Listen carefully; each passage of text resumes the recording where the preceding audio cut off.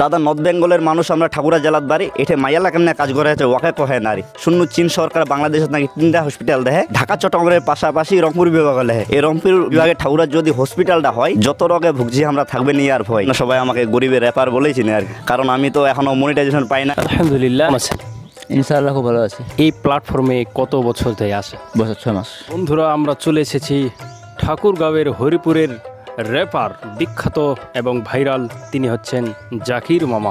রনি ভাই সম্পর্কে কিছু বলতে চাচ্ছি। রনি ভাই এমন একটা মানুষ একটা মেসেজ করলে উনি সরাসরি কিন্তু আমাকে মেসেজের রিপ্লাইটা দেন। ওনার মনে আমি কখনো কোনো অহংকার দেখি নাই। এ যাবৎ ভাইয়ের সাথে আমার অনেকবারই কথা হয়েছে, ওনার ভিডিওগুলো আমার ভালো লাগে। হিমালয় দাদা একজন এমন সেলিব্রিটি 2 লক্ষর কাছাকাছি ওনার কিন্তু ফলোয়ার। ওনাকে যদি আমি এখনো হোয়াটসঅ্যাপে মেসেজ দিই সর্বোচ্চ 2 থেকে 3 মিনিট সময় হয় যে আমাকে কিন্তু রিপ্লাই দিয়ে দেয়। ওনারা সবাই অনেক ভালোবাসে। ভাইরাল অষ্টমী ওনার ভিডিও আমি দেখি, সাপোর্ট যে জিনিসটা অষ্টমীর কাছ থেকে কিন্তু আমি পাচ্ছি না।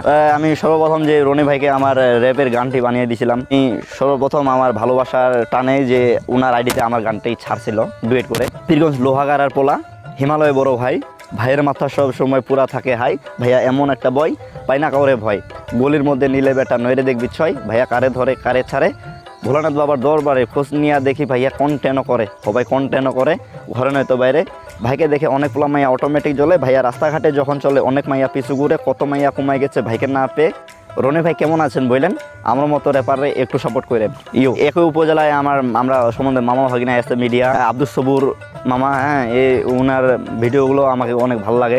একটু ছোটোখাটো একটা র্যাপ বানিয়ে দিচ্ছি। এস মিডিয়ার মালিক আব্দুল সবুর ভাই, ভাইয়ের মাথা সবসময় পুরা থাকে হাই, ভাইয়া এমন একটা বই পাই না কাউরে ভয়, সাইডে একটু চাপাই দিলে নয়রে দেখবি ছয়, ভাই কারে ধরে কারে ছাড়ে, খোঁজ নিয়ে দেখি ভাইয়া কন্টেনও করে ঘরে নয়তো বাইরে। ভাইকে দেখে অনেক পোলা মাইয়া অটোমেটিক চলে, ভাইয়া রাস্তাঘাটে যখন চলে অনেক মাইয়া পিছু ঘুরে, কত মাইয়া কমাই গেল ভাইকে না পেয়ে। সবুর ভাই কেমন আছেন বললেন, আমার মতো র্যাপারে একটু সাপোর্ট করেন।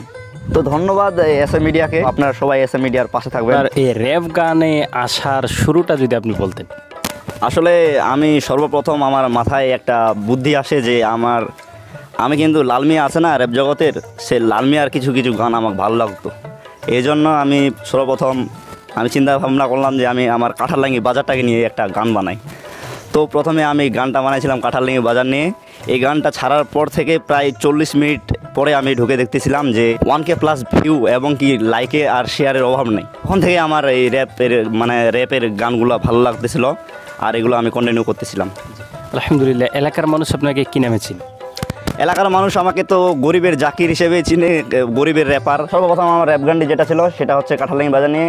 আর ওই গানটি আমি বলতে চাচ্ছি, কাঁঠালডাঙ্গি বাজার লইয়া কত পোলা পান, ঘুম থেকে ওইটা দেখি শুরু করছে র্যাপ গান, আবে 1 1 2 আর 2 2 4, আমরা হইলাম কাঁঠালডাঙ্গির কিং স্টার, যেমন আছিস তেমন থাক এটাই হবো বেশ, আমগো লোকে লাগতে আইলে হইয়া যায় বিশেষ, হরিপুর উপজেলার কাঁঠালডাঙ্গি বাজার, চারপাশে অল্লি গলি মধ্যেখানে মাজার, কাঁঠালডাঙ্গি বাজারে আমগো পরিষদ, তার লগে আছে বাইরে ক্রিয়া সংসদের পাশে ছিল আওয়ামী লীগের অফিস, পোলা পাইনে ভাঙ্গা চুইরা কইরা দিছে শেষ, কাঁঠালডাঙ্গি বাজারের বদনাম করিস না তোরা, সামনাসামনি আইলে দিমু কলিজা ছিড়া, কাঁঠালডাঙ্গি বাজারের সব পোলাপান কামলা, সময় মতো এক লগে দিতে পারি বাজান হামলা, কাঁঠালডাঙ্গি বাজারের সবজি বড় টেস্ট, এক মামা খাইলে তুমি নিজে করবা বেশ, কাঁঠালডাঙ্গি বাজারের থাক পিছু পিছু, সামনে মামা লইয়া আছে ঐতিহাসিক কিছু।